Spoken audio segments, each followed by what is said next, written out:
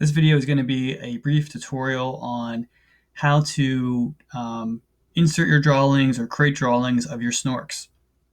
All right, so you'll be ready to do this once you have completed the RNA segment, the amino acid segment, and figured out the traits of each of the 10 genes of your Snork. Okay, so once you have all that done, the traits are going to tell you how to draw your Snork. So if I'm working on the Snoopy Snork, I'm ready to make his drawing because I have all of his traits.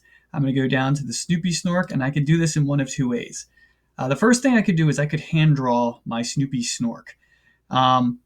When you hand draw your Snoopy Snork, you could use a piece of paper, use color, make it really nice and neat. And then the way you're going to put it in into your document is you're going to go up here and say Insert Image, and then use your web camera to take a picture of it. So it might take a couple times to take a really nice, clear image picture of your drawing, but make sure you take a really nice one, and it'll import it right here.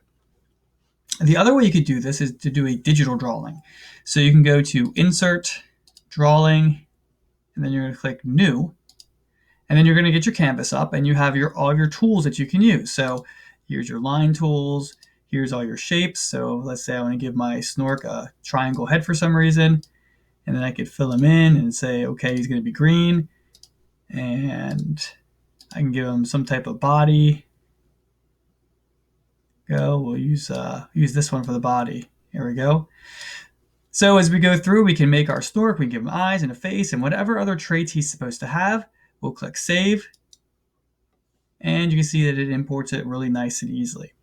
The one other thing that you need to make sure that you have, if you're following the instructions here at the top, is that you include a name of your Snork. So my Snork type was a Snoopy Snork, but I'm going to give my Snoopy Snork a specific name. Make sure that you guys are being creative with this. Make sure you guys are using color. Try to make them nice and neat the best that you can. All right, good luck.